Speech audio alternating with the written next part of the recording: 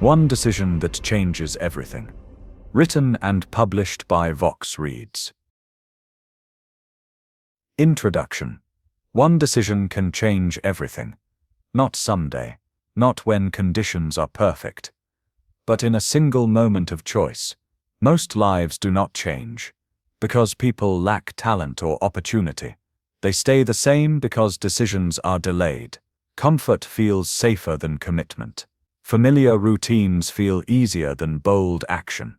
This book exists for one reason: to help you recognize the decision that changes your direction, and to help you choose it with clarity and confidence. You will not find complicated theories here. You will not be asked to become someone else. This book is about becoming responsible for who you already are. You will learn why waiting keeps people stuck. You will learn how one clear decision creates momentum. You will learn how commitment shapes identity, discipline, and self-trust. This is not about motivation. Motivation fades. This is about decision. Decision stays. When a decision is made, confusion quiets. Doubt loses its grip. Energy moves in one direction. As you listen, you may recognize moments from your own life.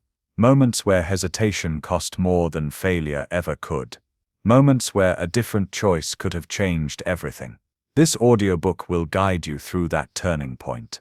Step by step, thought by thought, without pressure and without judgment. You will be invited to take ownership, not of the past, but of what comes next. Because the life you want is not created by luck. It is created by choice, and it always begins with one decision. Chapter 1. The moment that divides your life. There is a moment in every life that quietly separates who you were from who you become. It does not arrive with noise or drama. It often passes without applause or witnesses. Yet once it happens, life is never experienced the same way again. This moment is not defined by luck or circumstance. It is defined by decision. Most people believe life changes slowly. They think progress comes from time passing or conditions improving. But the truth is simpler and more confronting. Life changes the instant a clear decision is made. Before that moment, everything feels uncertain. Thoughts move in circles. Energy is scattered. You may feel busy, but direction is missing. After that moment, even struggle feels different. There is a sense of movement. There is clarity, even when the path is not easy. The difference is not the situation. The difference is the decision. Think about a time when your life shifted in a meaningful way. Maybe you left a job that drained you. Maybe you ended a relationship that no longer aligned with who you were becoming. Maybe you decided to take responsibility for your health, your finances, or your future. Notice something important. The change did not begin when results appeared. It began when you decided you would no longer live the same way. That is the moment that divides your life. Before the decision, there is waiting. Waiting for confidence. Waiting for permission. Waiting for the right time. After the decision, there is action. Not perfect action. Not fearless action, but committed action. This is where many people become confused. They believe they must feel ready before they decide. They believe certainty comes first. But certainty follows decision, not the other way around. A person who waits to feel ready stays trapped in preparation. A person who decides learns through movement. Consider a simple example. Someone wants to change their body and health. For years they gather information. They watch videos. They plan routines. They promise themselves they will start soon. Nothing changes. Then one day, without drama, they decide.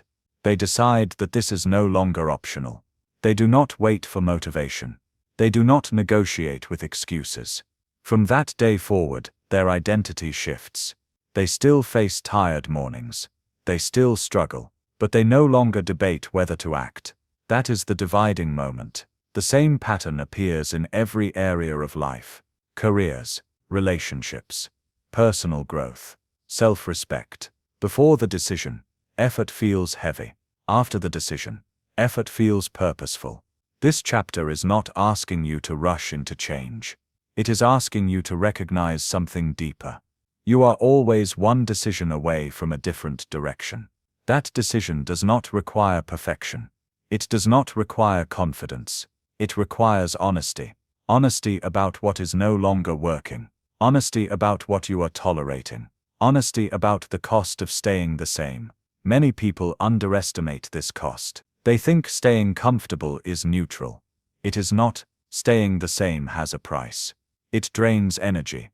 It builds quiet regret. It slowly erodes self-trust. Every time you avoid a decision, your mind learns a lesson. It learns that delay is safer than action. Over time, this becomes a habit. But the opposite is also true. When you make one clear decision and follow through, even imperfectly, your mind learns something new. It learns that you can be trusted. It learns that action is possible. This is why the moment of decision matters so much. It is not just about the outcome. It is about who you become in the process. Let us pause here for a brief reflection. This is not a test. It is an invitation. Think about one area of your life where you feel stuck. Do not judge it. Just notice it. Now ask yourself a simple question. Have I made a clear decision here, or am I still negotiating? Negotiation sounds responsible, but often it is fear in disguise. A clear decision sounds different. It sounds calm. It sounds firm. It does not argue with itself. This chapter is the foundation for everything that follows. Because without a dividing moment, growth stays theoretical, insight stays unused, potential stays locked. You do not need to decide everything today, but you do need to understand this truth. Your life is not divided by years, events, or circumstances. It is divided by decisions. There is a version of you that exists before commitment, and there is a version of you that exists after. This book is about helping you step across that line, not with pressure, not with noise, but with clarity. Because once the decision is made, everything else becomes simpler, not easier, but clearer, and clarity is where real change begins. Chapter 2. Why most lives stay the same. Most lives do not stay the same, because people are weak. They stay the same because staying the same feels familiar, and familiarity feels safe. This chapter is not about judgment. It is about understanding. Because once you understand why stagnation happens, you stop blaming yourself, and you start seeing the pattern clearly. Change is not resisted, because it is impossible. Change is resisted, because it is uncomfortable. The human mind is designed to protect, not to transform. It looks for certainty. It looks for patterns. It already knows. Anything unfamiliar is treated as a potential threat. That is why people stay in situations they do not enjoy. That is why they tolerate habits they say they want to break. The mind prefers predictable discomfort over uncertain improvement. Consider someone who dislikes their job. They complain about it often. They feel drained every week, yet they stay. Why? Because the job is known. The routine is known. The paycheck is known. Leaving would introduce uncertainty. The mind quietly says, this is painful, but it is safe. This is how many lives settle into place, not through intention, but through avoidance. Another reason lives stay the same is false hope. This is the belief that things will improve without a decision being made. People say things like, maybe next year, maybe when I feel ready, maybe when things calm down. Hope becomes a substitute for action. It sounds positive, but it delays responsibility. Time passes, circumstances change, but direction does not. There is also the trap of preparation. Preparation looks productive. It feels intelligent. It feels responsible. People read books, they watch videos, they plan endlessly. Yet they never cross into action. Preparation without decision becomes procrastination dressed as progress. Another powerful force that keeps lives the same is identity. People do not just fear change. They fear losing who they believe they are. Someone who has always seen themselves as shy hesitates to speak up. Someone who has always struggled with money hesitates to believe differently. Someone who has failed before hesitates to try again. Change threatens the story they tell about themselves. So they stay loyal to the old version, even when that version is holding them back. There is also the influence of environment. People absorb expectations without realizing it. Family patterns, social circles, cultural norms. If everyone around you stays the same, growth feels like betrayal. Standing still feels normal. This pressure is rarely spoken aloud, but it is deeply felt. Then there is fear of judgment, not failure. Judgment. Many people would rather fail quietly than be seen trying publicly. They fear looking foolish. They fear disappointing others. They fear being questioned. So they choose silence. They choose comfort. They choose invisibility. And finally, there is the biggest reason of all. Most people never make a clear decision. They live in preference, not commitment. They say, I would like to. They say, I hope to. They say, I am thinking about it. But preference does not create movement. Commitment does. A life without decisions becomes a life ruled by default. Days blend together. Years pass quietly. Potential fades slowly. This is not because people lack strength. It is because strength is never demanded without decision. Now here is the most important part of this chapter. Understanding these forces gives you power. Once you see that comfort is not safety, you begin to question it. Once you see that preparation can become avoidance, you stop hiding behind it. Once you see that identity can be rewritten, you loosen its grip. Awareness creates space. Space creates choice. Let us pause again for reflection. Ask yourself this: where am I choosing familiarity over growth? Where am I preparing instead of deciding? Where am I waiting for permission that will never come? Do not rush to answer. Just notice. This chapter exists to show you that staying the same is not accidental. It is patterned. And patterns can be broken. Nothing changes yet. That comes later. For now, clarity is enough.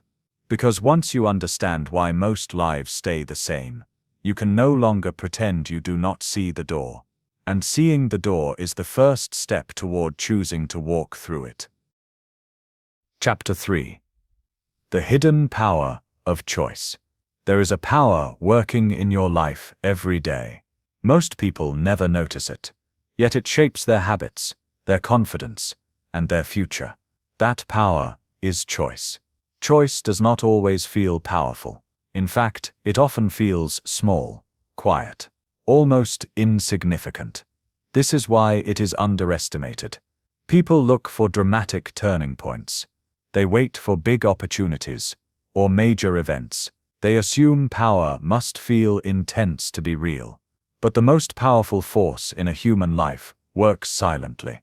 Every choice sends a signal to your mind, to your behavior, to your sense of identity. Over time, those signals compound. Think about how habits form. No habit begins as a life-changing action. It begins as a single choice repeated.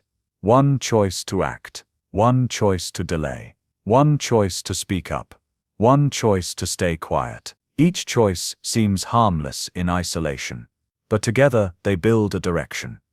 This is the hidden power most people miss. They believe choice only matters in big moments. In reality, choice matters most in ordinary ones. Consider two people facing the same situation. They have the same background, the same resources, the same challenges. One chooses to take responsibility for their response. The other chooses to blame circumstances.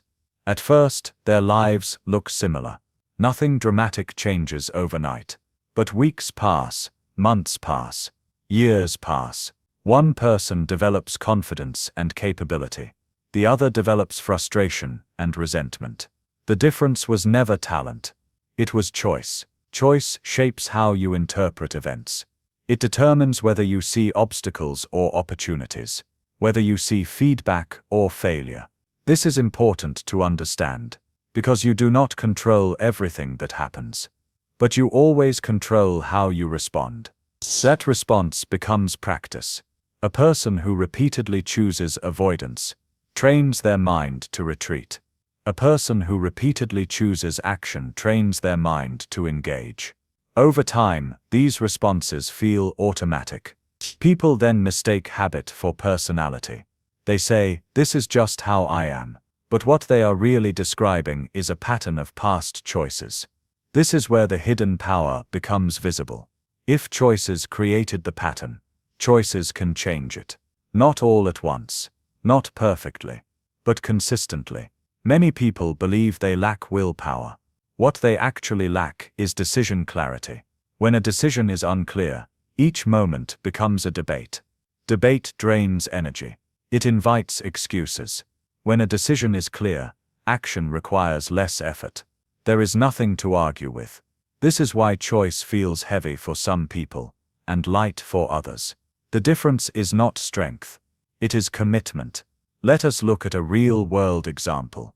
Someone decides they want a better future, but they do not define what that means in action. Every day becomes a struggle. Should I work today or rest? Should I save or spend? Should I speak or stay silent? Nothing is resolved. Now imagine the same person makes a clear choice. They choose to live with intention. They choose to act in alignment with long-term goals. Suddenly, daily decisions become simpler, not easier, but clearer. This clarity is power. Another hidden aspect of choice is self-trust. Every time you make a choice and follow through, you send a message to yourself. You say, "I can rely on me." Every time you avoid a choice or break a promise to yourself, you send a different message. You say, "My words do not matter." Over time, this shapes confidence. Confidence is not loud. It is quiet certainty built through kept commitments. This is why small choices matter so much. They are rehearsals for larger ones. A person who cannot trust themselves with small decisions will struggle with big ones. But a person who practices follow-through daily develops inner stability. This chapter is meant to shift how you see your own power. You do not need to control the future. You do not need to have everything figured out. You need to recognize that each choice is a vote. A vote for the person you are becoming. No single vote decides the outcome, but repeated votes create identity. Let us pause for reflection again. Think about one small choice you make often. It could be how you start your morning, how you speak to yourself, how you respond to discomfort. Ask yourself this: what direction does this choice support? This is not about guilt. It is about awareness. Because once you see the hidden power of choice, you stop waiting for permission. You stop waiting for motivation. You realize something essential. Your life is not shaped by what you intend to do. It is shaped by what you choose to do. And every choice, no matter how small, is shaping something bigger than you think. Chapter 4. The Cost of Not Deciding. Not deciding feels harmless. It feels like waiting. It feels like staying open. But in reality, not deciding always has a cost. This cost is rarely visible at first. It does not arrive with consequences you can easily point to. It shows up quietly, day by day, choice by choice. Most people think indecision keeps options alive. They believe that by not choosing, they avoid risk. What they do not see is that indecision is a choice itself, and it comes with a price. When you avoid a decision, energy is drained. Your mind keeps returning to the same unresolved question. The same inner debate plays again and again. This creates mental noise. Noise reduces focus. Focus reduces action. Over time, this constant inner discussion becomes exhausting. People feel tired without knowing why. They feel stuck without understanding how they got there. Consider someone who knows they should change something important. A job, a habit, a relationship. They think about it every day. They talk about it often. They plan around it. yet they never decide. This creates a background tension in their life. It follows them into conversations. It follows them into sleep. It follows them into quiet moments.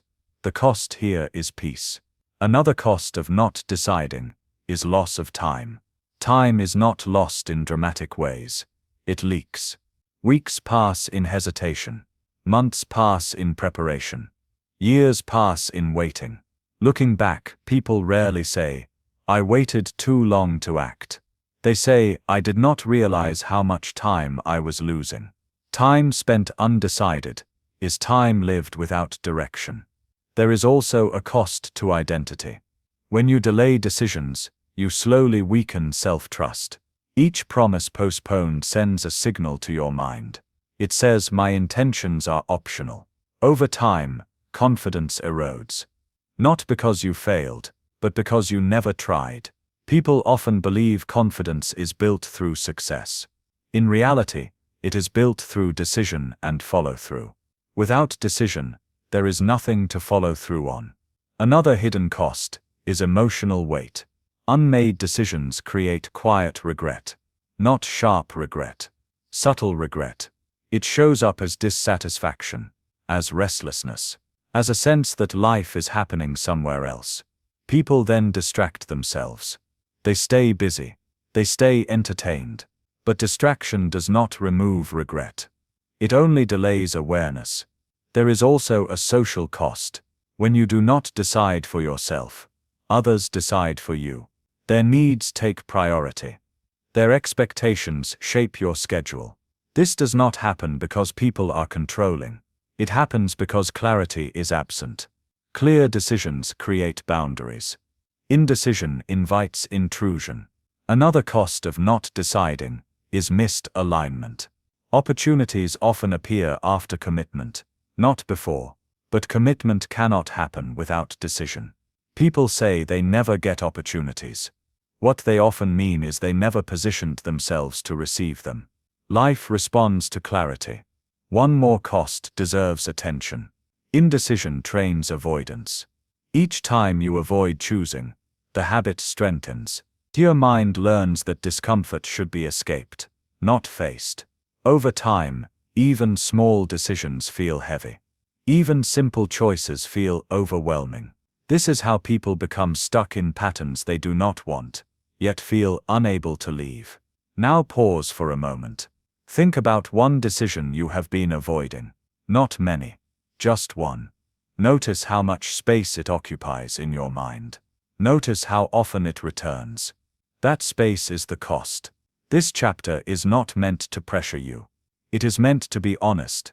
Decisions are uncomfortable. But indecision is exhausting. Choosing may bring risk. Start choosing guarantees. Stagnation. You are not punished for wrong decisions. You are quietly taxed for no decisions. This is an important distinction. Life does not demand perfection. It responds to movement. Once a decision is made, energy returns. Focus sharpens. Direction appears. Even if the decision needs adjusting later, it is easier to correct movement than to start from stillness. As this chapter closes, remember this: the cost of not deciding is not paid all at once. It is paid slowly, in time, in energy, in self-trust. And the longer the delay, the higher the price becomes. Chapter 5. The decision that changes everything. There is one decision that changes the direction of a life. It is not dramatic. It is not complicated. And it does not require permission. This decision is simple in words, yet powerful in impact. It is the decision to take full responsibility, not blame, not control over everything. Responsibility. This is where many people misunderstand change. They think the life-changing decision is about quitting a job, or starting a business, or moving to a new place. Those can matter, but they are not the root. The real shift happens when you decide this. No matter what has happened, what happens next is on me. This decision changes everything, because it ends excuses. It ends waiting. It ends the belief that your life is being controlled from the outside. Responsibility does not mean fault. It means ownership. You may not be responsible for your past, but you are responsible for your response to it. Until this decision is made, life feels reactive. Events happen. Emotions rise. Circumstances dictate behavior. After this decision, life becomes intentional. You still face challenges, but you meet them differently. Consider two people who face the same setback: a failed project, a lost opportunity, a personal disappointment. One says, "This ruined my momentum." The other says, "This is feedback." The event is the same. The outcome is not. Responsibility changes how you interpret reality. Many people resist this decision because it feels heavy. They think responsibility means pressure. They think it removes comfort. At first, it does feel uncomfortable, because it removes excuses that once felt protective. But what it actually removes is helplessness. Helplessness is far heavier than responsibility. When you decide to take ownership, you reclaim your power to act. This does not mean you control outcomes. It means you control effort, focus, response. This is enough to change direction. Let us look at a common example. Someone feels unhappy with their progress. They feel behind. They feel frustrated. Without responsibility, they search for causes outside themselves: the economy, their upbringing, other people.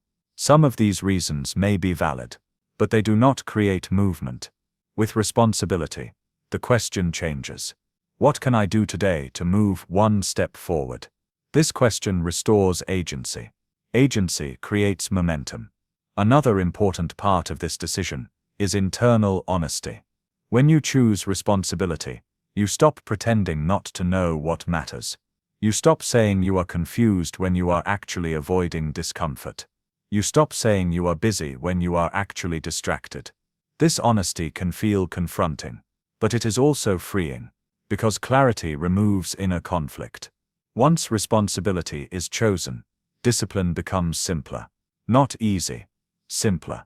You no longer negotiate with yourself constantly. You act because you decided to. This is why this decision changes everything. It turns life from debate into direction. Many people wait for confidence before acting. Responsibility reverses the order. You act first. Confidence follows. Confidence is built through evidence. Evidence is built through action. Action begins with decision. Responsibility also reshapes how you relate to failure. Failure becomes information, not identity. You stop saying, "I am not good at this." You start saying, "This needs adjustment." This shift alone keeps people moving when others quit. Now let us address a fear that often appears here. Some people worry that responsibility means carrying everything alone. It does not. You can ask for help. You can seek guidance. You can lean on others. Responsibility simply means you do not wait to be rescued. You move first. This chapter marks a turning point in the book, because from here forward, growth becomes practical. Ideas become actions. Awareness becomes choice. Before responsibility, insight feels interesting. After responsibility, insight becomes useful. Take a moment now. Ask yourself one question. Where have I been waiting instead of owning? Do not answer with guilt. Answer with clarity. There is no punishment here, only opportunity. The moment you choose responsibility, your relationship with life changes. You stop asking, "Why is this happening to me?" You start asking, "What will I do with this?" That question creates leaders, builders, people who change their own lives. This is the decision that changes everything. Not because it guarantees success, but because it guarantees movement. And movement is what transforms potential into reality. From this point on, the path forward is no longer about wishing. It is about choosing, and choosing, again and again, to take responsibility for the life you are creating. Chapter 6. Choosing yourself without guilt. Choosing yourself is one of the hardest decisions many people ever make. Not because it is wrong, but because it feels unfamiliar. From an early age, many people learn to prioritize approval. They learn to be agreeable. They learn to avoid disappointment. Over time, this becomes a habit. The habit sounds like this: put others first. Do not rock the boat. Do not ask for too much. Eventually, choosing yourself begins to feel like selfishness. But that belief is deeply flawed. This chapter is about separating truth from conditioning. Because choosing yourself is not selfish, it is necessary. When you do not choose yourself, someone else always does. Their needs fill your time. Their expectations shape your behavior. Their comfort becomes your responsibility. This happens quietly. No one announces it. It simply unfolds. Many people wake up one day feeling resentful. They feel unseen. They feel drained. They ask themselves, how did I get here? The answer is usually simple. They stopped choosing themselves long ago. Guilt is the reason most people hesitate.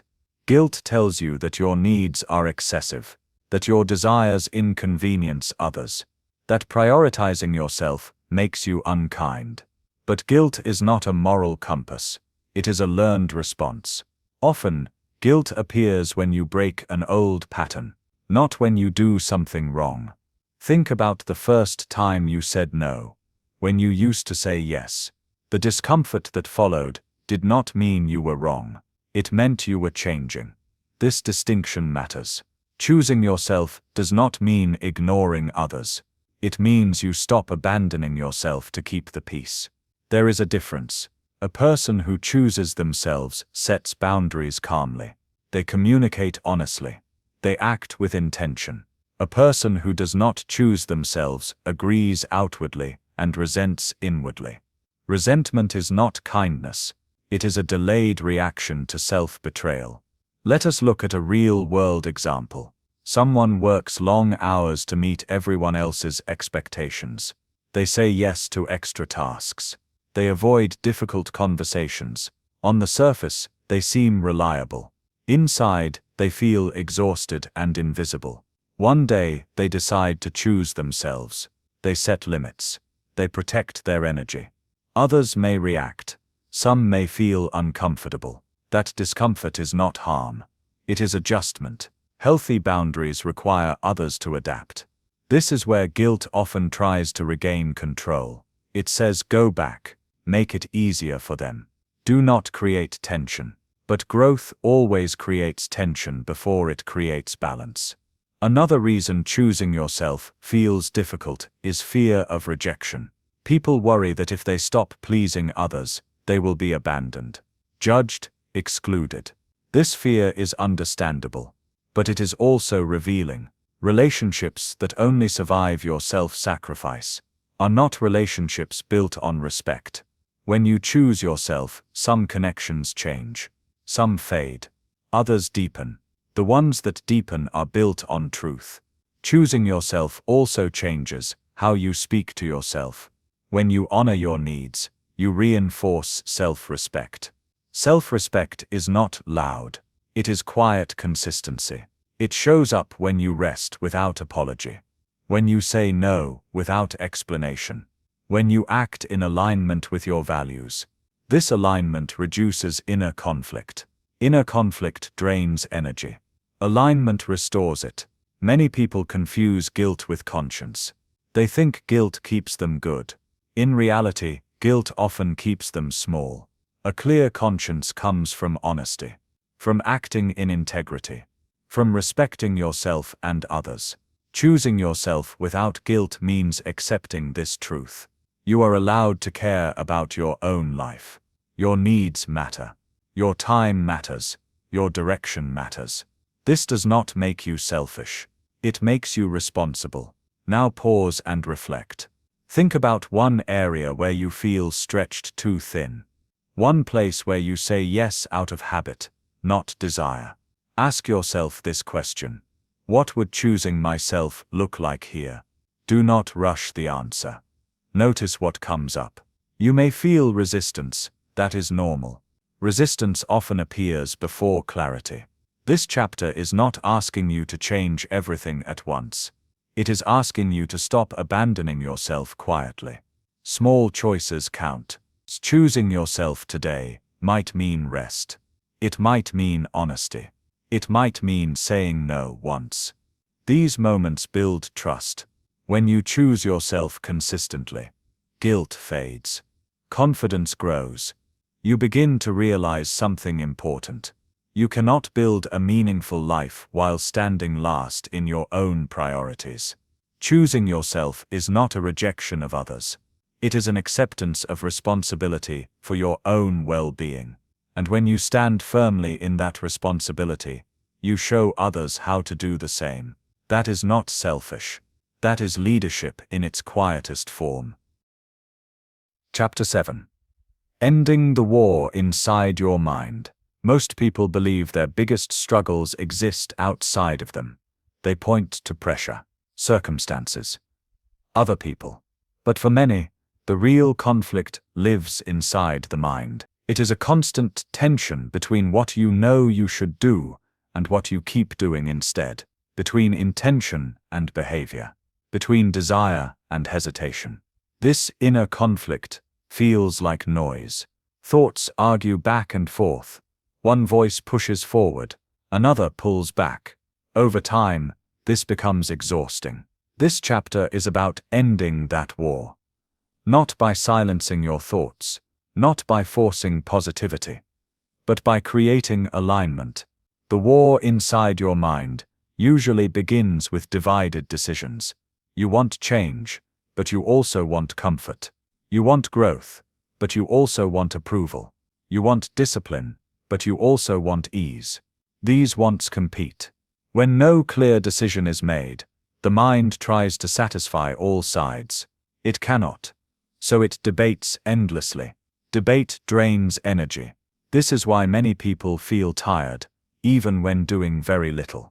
Their mind never rests. Let us look at a common pattern. A person decides they want a better life. They imagine progress. They feel inspired. Then a second voice appears. What if you fail? What if it is too late? What if you look foolish? Now both voices speak at once. The person delays action. They feel guilty for not moving forward. They feel anxious about staying the same. The war continues. This inner conflict is not a sign of weakness. It is a sign of unclear commitment. The mind seeks consistency. When actions and decisions align, the mind calms. When actions contradict intentions, tension grows. Ending the war begins with honesty. Honesty about what you truly want. Honesty about what you are willing to change. Honesty about what you are no longer willing to tolerate. Many people avoid this honesty because it removes excuses. Once you admit what matters, you are faced with responsibility.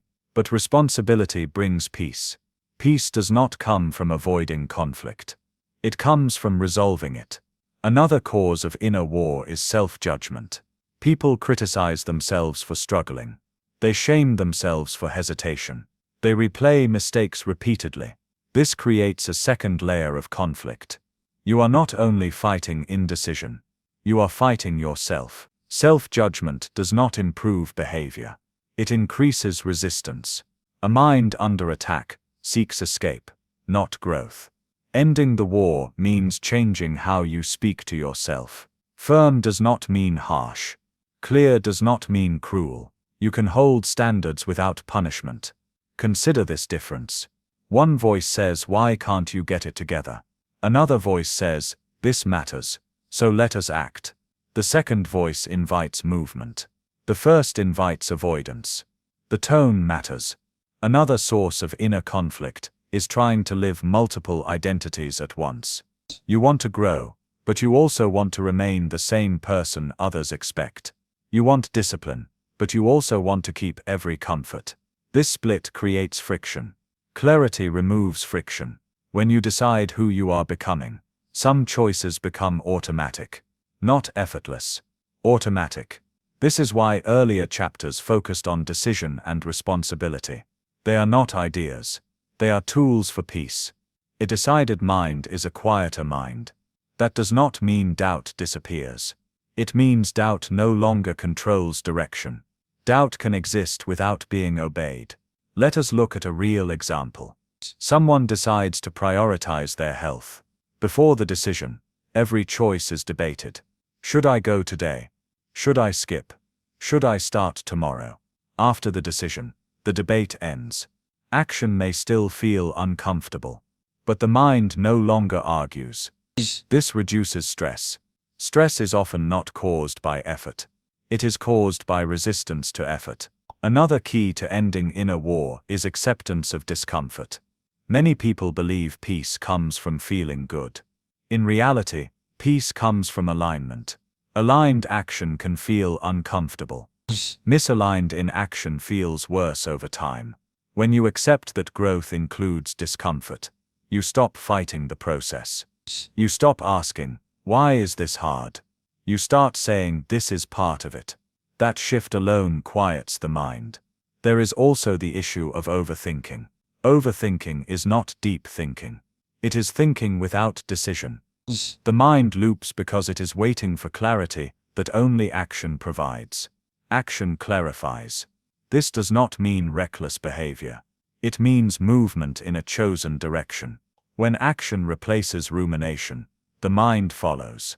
Now take a moment to reflect. Notice where your mind feels loud, where thoughts repeat, where decisions feel unresolved. That noise is not random.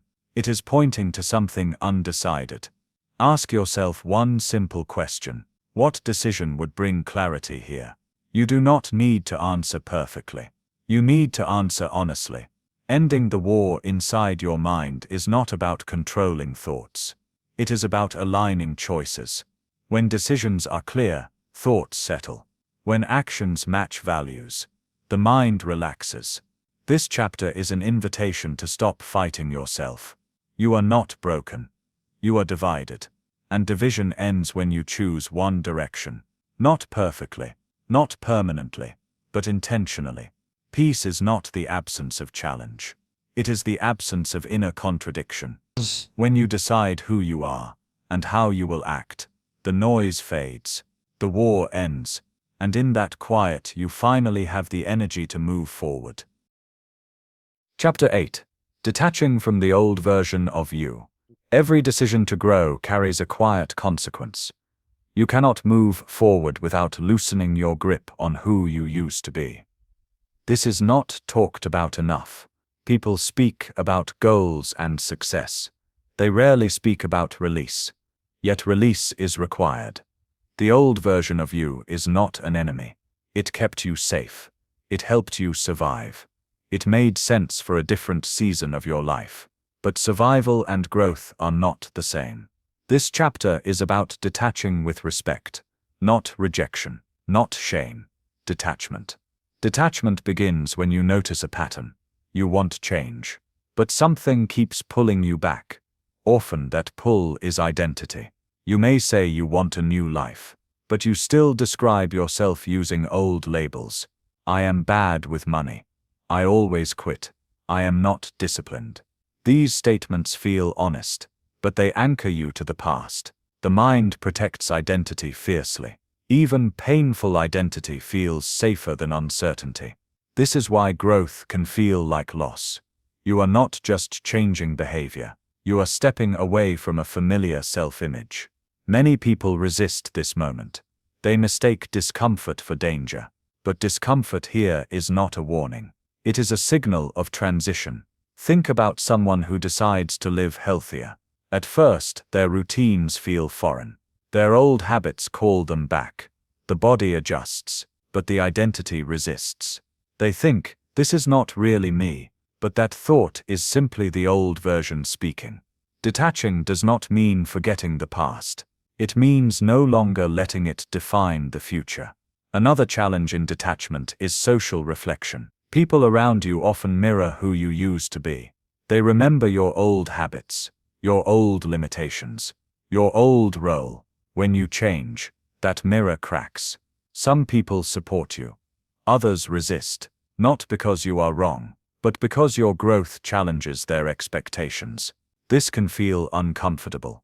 It can feel lonely. But loneliness during growth is temporary. Stagnation is not. Detachment also requires grieving. This may sound dramatic, but it is real. You grieve the version of you that made different choices. You grieve lost time. You grieve unrealized potential. Avoiding this grief keeps you attached. Acknowledging it frees you. Grief does not mean regret controls you. It means you are honest about change. Another part of detachment is releasing old coping mechanisms. Some habits formed to manage pain, distraction, avoidance, people-pleasing. They once served a purpose, but they no longer serve your direction. Letting them go can feel unsettling, even when they were harmful. This is normal. The mind asks, what will protect me now? The answer is new standards. When you detach from the old version of you, you must attach to values. Values guide behavior.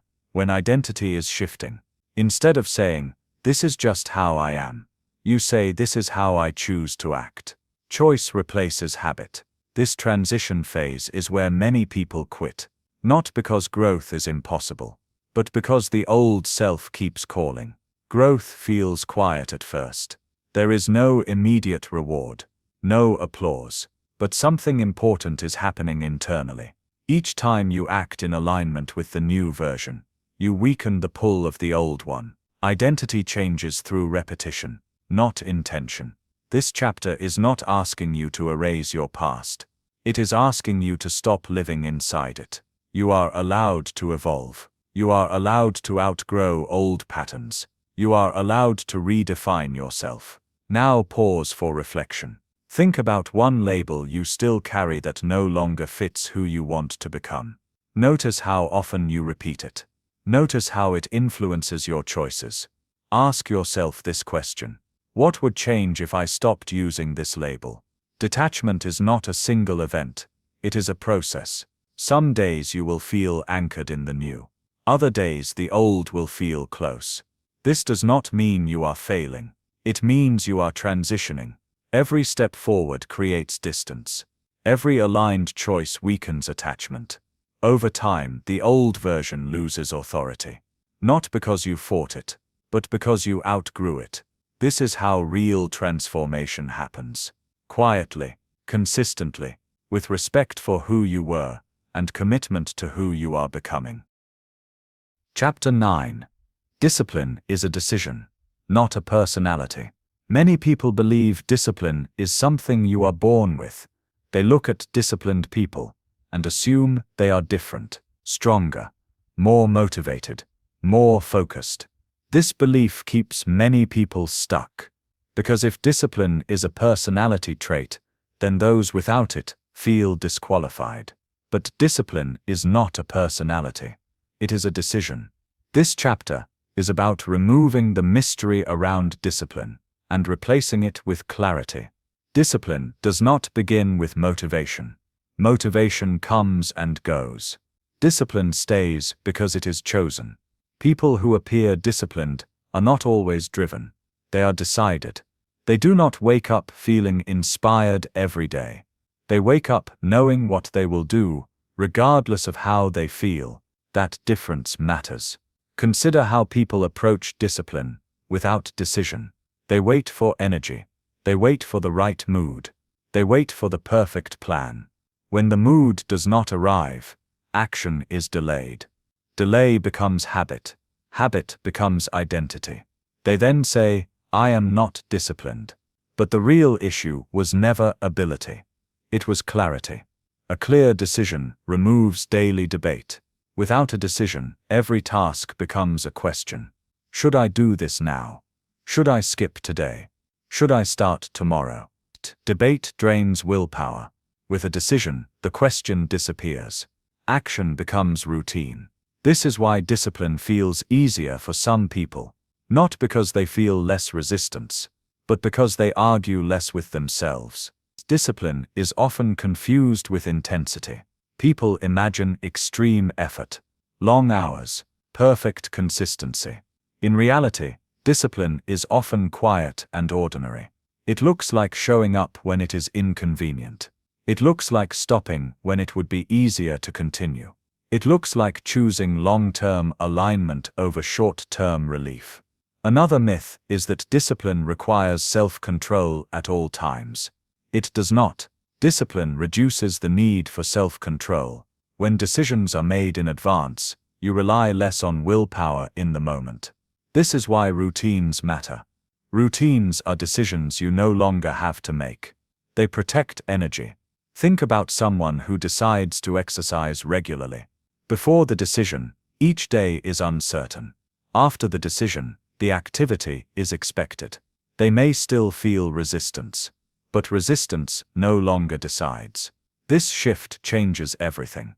Another important part of discipline is identity alignment. People say, "I am not disciplined," as if discipline is who you are. But identity is shaped by behavior, not the other way around. You do not become disciplined, then act disciplined. You act disciplined, then become disciplined. This reverses the way many people think. Discipline also requires realistic standards. Many people fail because they aim for perfection. They miss one day. They miss one task. They quit. This is not a discipline problem. It is an expectation problem. Discipline is not about never breaking a routine. It is about returning to it. Returning is the decision. Another barrier to discipline is emotional avoidance. Some tasks feel uncomfortable. They trigger resistance. People then distract themselves. Discipline means acting despite discomfort, not eliminating it. Comfort is not the goal. Alignment is. There is also a deeper truth here. Discipline is an act of self-respect. When you follow through, you show yourself that your intentions matter. Each time you act in alignment, self-trust grows. This makes future discipline easier. This is why discipline compounds. Now pause for reflection. Think about one area where you say you lack discipline. Look closely. Ask yourself this question. Have I made a clear decision here? Or am I relying on motivation? Be honest. If the decision is unclear, discipline will feel impossible. If the decision is clear, discipline becomes practice. This chapter is not asking you to become rigid. It is asking you to become intentional. Discipline does not remove freedom. It creates it. When you decide what matters, you free yourself from constant indecision. You stop reacting. You start directing. Discipline is not about forcing yourself. It is about choosing your direction and honoring it. Once you understand this, discipline stops feeling like a burden. It becomes a tool you can use daily, not because you are a disciplined person, but because you decided to be. Chapter 10. When the world pushes back. The moment you begin to change, something predictable happens. The world responds, not always with support, not always with encouragement. Often, it pushes back. This chapter is about understanding that resistance is not a sign of failure. It is a sign of movement. Many people expect growth to feel freeing right away. They imagine clarity, confidence, and momentum. And those things do come. But first, there is friction. The world you lived in was built around the old version of you. Your routines, your habits, your availability, your role. When you change, that structure is disrupted. People around you may notice, some may question you, some may joke, some may doubt. This is not always intentional. It is often unconscious. Change creates contrast. Contrast creates discomfort. Consider what happens when someone starts setting boundaries. They say no where they used to say yes. They protect time. They used to give away. Others may react. They may feel surprised. They may feel inconvenienced. They may feel challenged. The reaction is not proof that you are wrong. It is proof that something has shifted. This is important to understand, because many people retreat at this stage. They mistake resistance for a warning. They assume they have gone too far.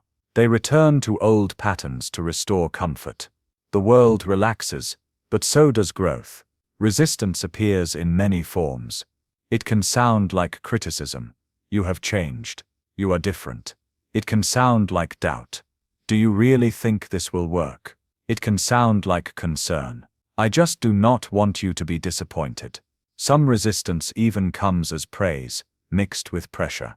You were easier before. You had more time before. Each form tests your commitment. The question is not whether resistance will come. It will. The question is how you interpret it. If you see resistance as rejection, you will shrink. If you see resistance as confirmation of movement, you will hold your ground. Another form of pushback comes from circumstance. As you commit to change, challenges appear, unexpected delays, setbacks, inconvenience. It can feel unfair. You finally decide to move forward, and life makes it harder. This is where many people doubt themselves. But resistance from circumstance often serves a purpose. It tests clarity. Are you committed only when it is easy, or are you committed when it is inconvenient? Clarity deepens under pressure. There is also internal pushback. Old habits speak up. Old comforts tempt you. The mind asks for relief. This internal resistance is powerful, because it sounds familiar. It feels reasonable. Just rest today. Just skip once. You can get back to it later. This voice is not evil. It is protective. But protection and progress are not the same. When the world pushes back, it is asking a question. Are you serious? This is not punishment. It is refinement. Let us look at a real-world example. Someone decides to improve their life direction. They wake up earlier. They focus more. They reduce distractions. At first, it feels empowering. Then invitations change. Social reactions shift. Free time disappears. They feel tension. If they retreat, comfort returns. But dissatisfaction follows. If they persist, discomfort remains for a while. Then alignment appears. People adjust. Circumstances stabilize. A new normal forms. The pushback was temporary. The growth was lasting. This pattern repeats across every meaningful change. One reason resistance feels intense is because growth exposes contrast between who you were and who you are becoming. Others may feel left behind. They may project their own hesitation onto you. This is not cruelty. It is reflection. You do not need to convince anyone. You do not need to defend your choices endlessly. Consistency speaks louder than explanation. Another challenge during pushback is the temptation to isolate. Some people withdraw completely to avoid conflict. They become rigid, defensive. This creates unnecessary distance. You can remain kind without retreating. You can stay connected without compromising direction. Calm firmness builds respect over time. Now pause and reflect.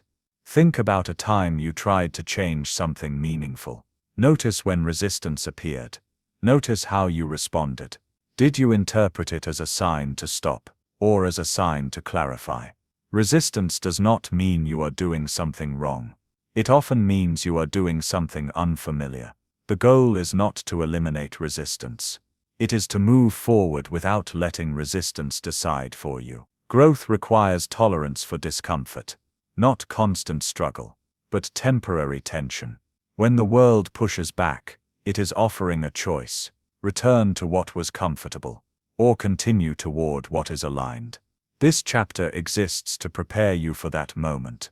So when resistance appears, you recognize it. You do not panic. You do not retreat automatically. You pause. You breathe. You remember why you decided. And then you continue.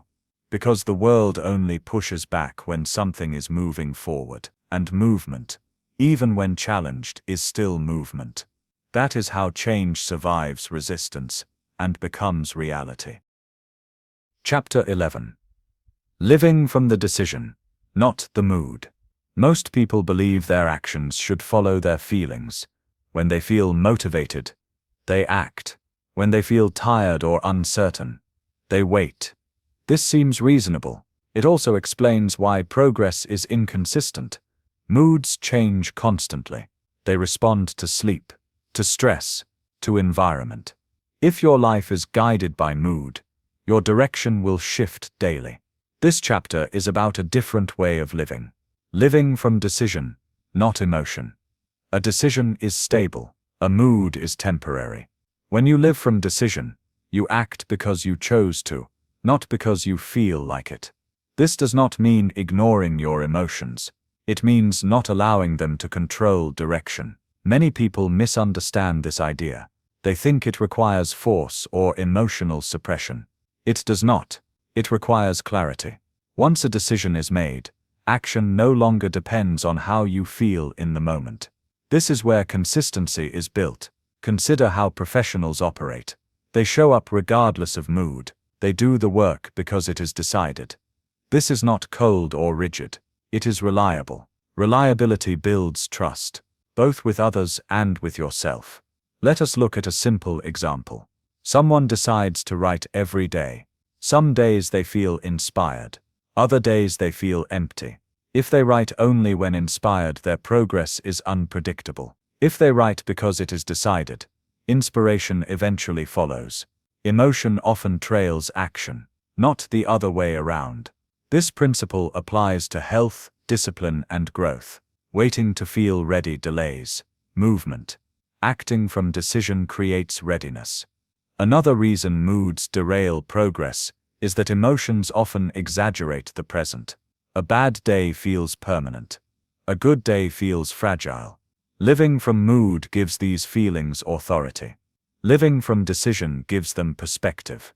You acknowledge the emotion without obeying it. This creates emotional maturity. Maturity is not the absence of feeling. It is the ability to act wisely, despite feeling. There will be days when energy is low, days when doubt is loud, days when comfort is tempting. Living from decision does not remove these days. It guides you through them. You do what was decided. You adjust effort if needed. But you do not abandon direction. This distinction matters. You can reduce intensity without quitting. You can rest without reversing your choice. Mood-driven living confuses rest with retreat. Decision-driven living understands recovery. Another powerful effect of living from decision is reduced mental noise. When actions are undecided, the mind argues constantly. Should I? Should I not? Maybe later. This debate drains energy. When actions are decided, the mind relaxes. There is nothing to negotiate. This calm is not excitement. It is stability. Over time, stability creates confidence. Confidence grows when you see yourself act consistently, regardless of internal weather. This also changes how you experience motivation. Motivation becomes a byproduct, not a requirement. You act. You see progress. Motivation appears. People often chase motivation first. They wait for the feeling to arrive. Living from decision reverses the order. Another benefit is emotional resilience. When moods no longer control action, they lose power. You feel sadness without being stopped by it. You feel fear without being paralyzed by it. This is not numbness. It is strength. Now pause for reflection. Think about one area where mood often decides for you, where energy or emotion dictates whether you act. Ask yourself this: what decision could remove this debate? The decision does not need to be extreme. It needs to be clear. For example, I act every day, even briefly. I show up, even when imperfect. I continue, even when uncomfortable. Living from decision does not make life rigid. It makes it grounded. You become less reactive, less scattered, more intentional. This chapter is not asking you to ignore how you feel. It is asking you to stop letting feelings steer your life. Emotions are information, not instructions. Decisions are direction. When you live from decision, your life stops swinging wildly with mood. It moves steadily forward, not dramatically, not loudly, but consistently. And consistency is what transforms effort into a life that reflects what you chose, not what you felt in the moment. Chapter 12. Proof appears after commitment. Most people want proof before they commit. They want reassurance. They want guarantees. They want to know it will work. This feels logical. It also keeps people stuck in real change. Proof does not come first. Commitment does. This chapter is about reversing a common misunderstanding. You do not commit because you believe. You believe because you commit. Before commitment, everything feels uncertain. Doubt asks questions. Fear demands evidence. The mind says, "Show me results. Then I will act." Life rarely responds to that request. Consider how trust is built in relationships. Trust does not appear fully formed. It grows through consistency. The same is true with personal change. You cannot see results of effort you have not sustained. You cannot feel confident about a path you have not walked. Proof requires participation. Many people delay action because they want clarity. But clarity often appears only after movement. Action reveals information that thinking cannot. This is why long periods of planning often lead to frustration. Planning without commitment does not produce feedback. Feedback comes from doing. Let us look at a real-world example. Someone wants to change direction in life. They research. They prepare. They wait for certainty. Months pass. Nothing changes. Another person commits without full confidence. They choose a direction. They take small steps. At first, results are minimal. They feel unsure, but something important happens. They begin to learn. They adjust. They improve. Eventually, results appear. The difference was not belief. It was commitment. Commitment creates momentum. Momentum creates evidence. Evidence builds belief. This sequence matters. Waiting for proof before committing is like waiting to feel strong before exercising. Strength comes from repetition.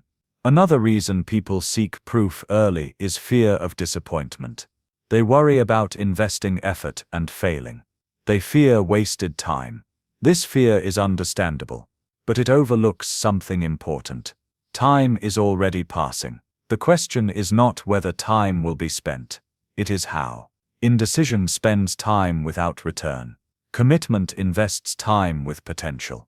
Even when a path changes, commitment teaches skills.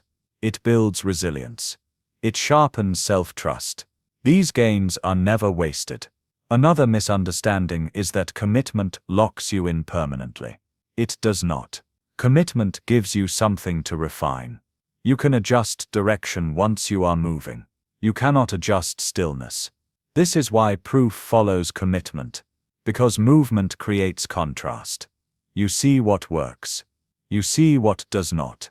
You learn. Without commitment, everything remains theoretical.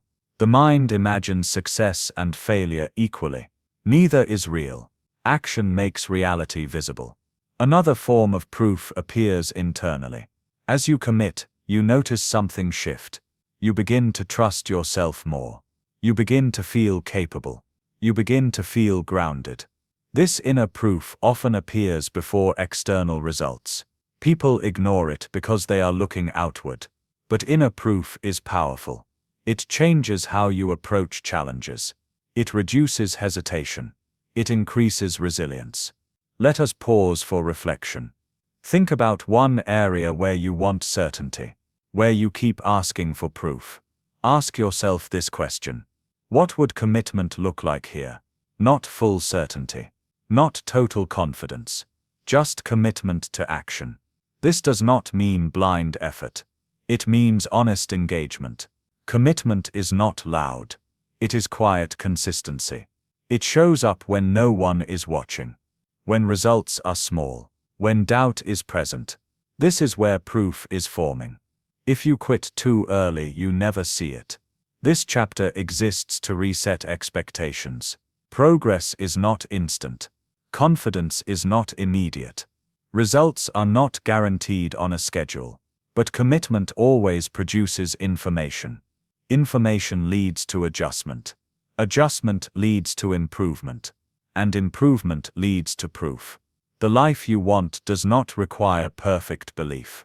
It requires willingness to commit without full assurance. Proof will meet you on the path, not before it. When you understand this, you stop waiting for signs. You become the signal. You move first. You commit. And in time the evidence you were waiting for appears behind you, marking how far you have already come. Chapter 13. The new identity takes shape. Change becomes real when it stops feeling forced and starts feeling familiar. This is the moment when a new identity begins to form, not suddenly, not dramatically, but quietly, through repetition. Identity is not created by intention alone. It is shaped by what you do consistently. This chapter is about recognizing that shift and understanding how it happens. Many people believe identity changes first, then behavior follows. In reality, the opposite is true. Behavior leads, identity follows. Each time you act in alignment with your decision, you cast a vote for the person you are becoming. One action does not define you, but repeated action does. At first, the new behavior feels deliberate. You have to remind yourself, you have to push through resistance. It feels unnatural. This is normal. You are acting against an old pattern. The mind notices the difference, but something important is happening beneath the surface. Your brain is learning. Your nervous system is adjusting. Your self-image is updating. Over time, the effort required begins to change. What once felt forced starts to feel expected. This is the moment identity takes shape. Consider someone who once avoided responsibility. They begin making clear decisions. They follow through consistently. At first, they still see themselves as unreliable. That old label lingers. But action keeps contradicting it. Eventually, the mind updates the story. I am someone who handles things. I am someone who shows up. The shift is subtle, but powerful. This is how confidence is built. Not through affirmation, through evidence. Another sign that identity is changing is reduced inner resistance. You no longer argue as much before acting. You no longer negotiate endlessly. You simply do what aligns. This does not mean effort disappears. It means alignment increases. There is less friction between who you are and how you act. This alignment creates stability. Stability creates calm. Calm creates consistency. Another indicator of a forming identity is how you respond to setbacks. When identity is weak, setbacks feel personal. They feel like proof of failure. When identity is strengthening, setbacks feel instructional. They inform adjustment, not self-worth. You stop saying, "This means I am not capable." You start saying, "This shows me what to refine." That shift keeps momentum alive. This chapter also addresses a common trap. Some people wait for identity to feel solid before committing fully. They say, "Once I feel like this person, I will act like them." But identity never solidifies without action. You act first, identity catches up. This is why consistency matters more than intensity. You do not need extreme effort. You need repeatable behavior. Small actions done regularly reshape self-image faster than rare heroic ones. Another important point is this. Old identity does not vanish overnight. It will still speak. It will still question. It will still try to pull you back. This does not mean the new identity is failing. It means the transition is still happening. Think of identity as momentum. It takes time to change direction. Each aligned choice increases forward pull. Each retreat strengthens the old direction. Progress is not linear, but direction matters. You may notice that others begin to respond differently to you. They trust you more. They take you more seriously. They expect consistency. This external feedback reinforces the internal shift. But do not rely on it. The most important recognition comes from within. You notice that you trust yourself more. You keep promises to yourself. You recover faster from mistakes. You do not abandon your direction easily. This self-trust is the foundation of a stable identity. Let us pause for reflection. Think about how you describe yourself internally. Notice if the language is changing. Do you still say, "I am trying"? Or do you say, "This is what I do"? That change in language matters. Language reflects belief. Belief follows action. This chapter exists to help you recognize progress that is easy to overlook. Identity does not announce itself. It reveals itself through consistency. You do not wake up one day as a new person. You wake up acting like one. And one day you realize the effort feels lighter. The choice feels natural. The direction feels stable. That is when the new identity has taken shape. Not because you declared it, but because you lived it. This identity will continue to strengthen as long as actions align with decisions. It does not need perfection. It needs honesty and repetition. Who you are becoming is no longer an idea. It is becoming a pattern. And patterns repeated over time become who you are. Chapter 14. One decision. Chosen every day. Many people believe that one strong decision is enough. They imagine a single moment of clarity that solves everything. That moment matters. But it is not the end. Real change is not protected by one decision. It is protected by choosing that decision again, every day. This chapter is about understanding maintenance, not excitement, not motivation. Maintenance. A decision sets direction. Daily choices keep you on the path. Without renewal, even the best decision fades. Life applies pressure constantly. Stress, distraction, fatigue. These forces do not ask for permission. They test consistency. This is why people drift back into old patterns. Not because they changed their mind, but because they stopped choosing deliberately. Choosing every day does not mean intense effort. It means awareness. You wake up and remember what you decided. You act in alignment, even briefly. You protect direction. This daily renewal is quiet.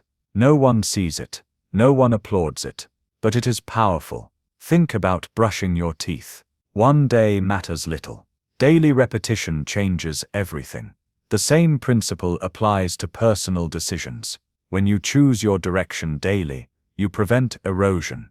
Erosion happens slowly. Small compromises. Justified exceptions. One skipped action becomes two. Two become a pattern. Not because you failed, because you stopped choosing. This chapter is not about guilt. It is about responsibility. Responsibility for maintaining what you chose. Another important idea here is that daily choice does not require perfection. Some days your effort will be strong, other days it will be minimal. What matters is continuity. A small aligned action is better than none. This keeps the identity intact. People often abandon their direction because they believe they have ruined it. They miss one day. They break a routine. They feel disappointed. Then they quit entirely. This is unnecessary. Missing once is not quitting. Stopping the decision is.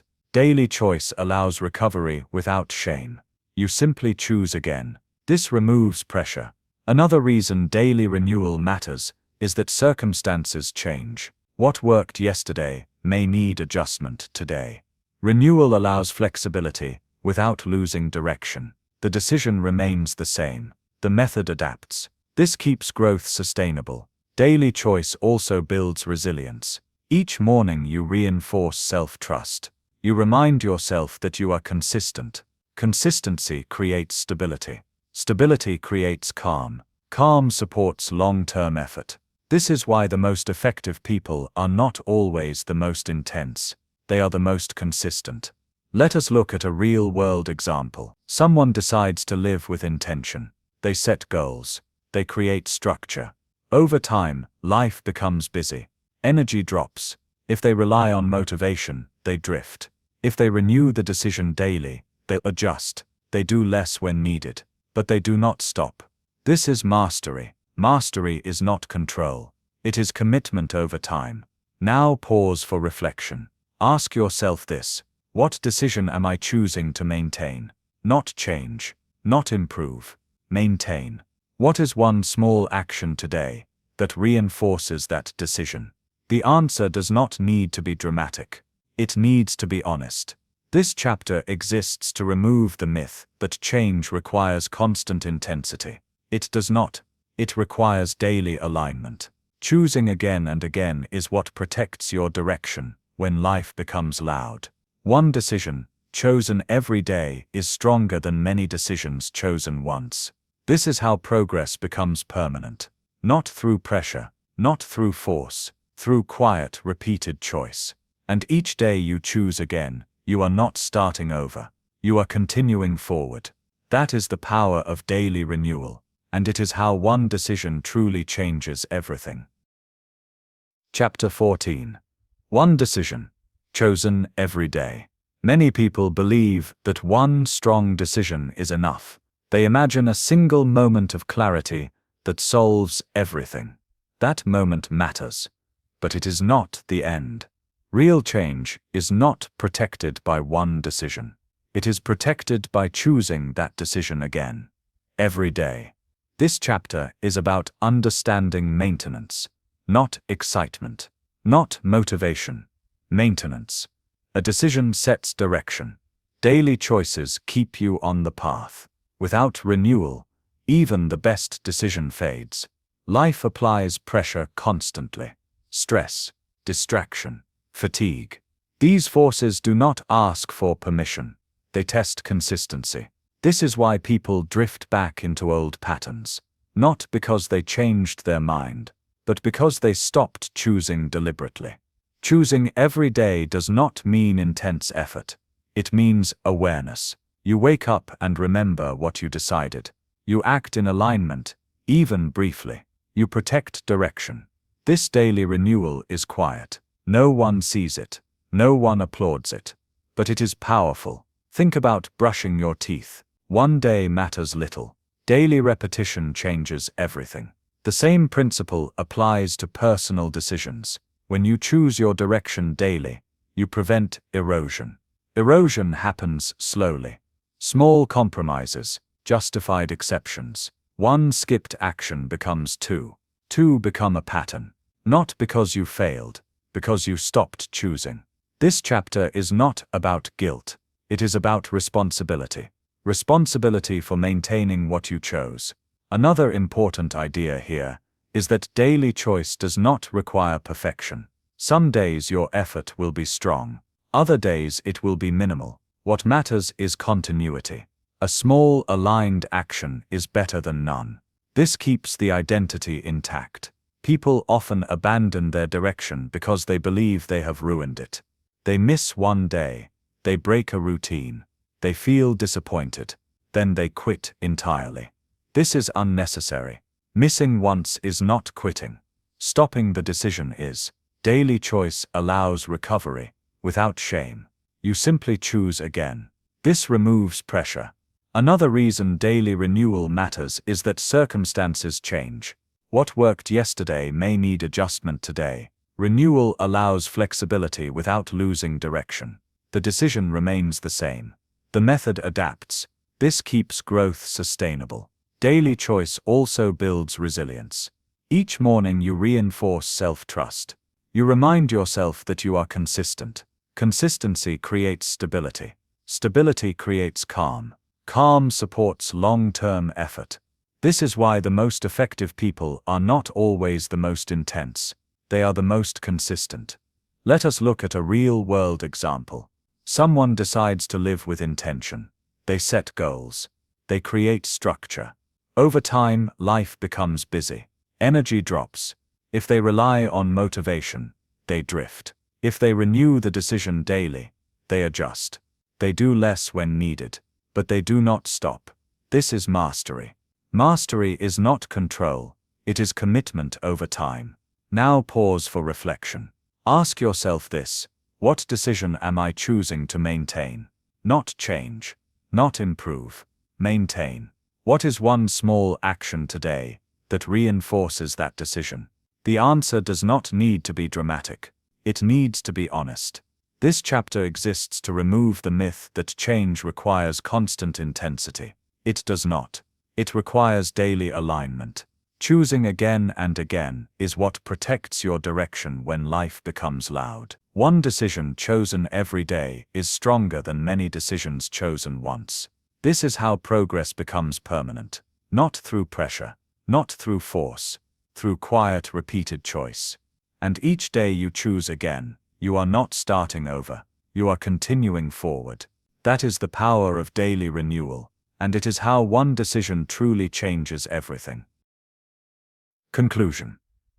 Every meaningful life begins the same way, with a choice. Not a perfect choice, not a loud one, a clear one. This book was never about changing everything at once. It was about changing one thing. First, your relationship with decision. You learned that hesitation has a cost, that comfort can quietly trap you, that clarity creates movement. You learned that responsibility restores power, that discipline is chosen, not inherited, that identity is built through action.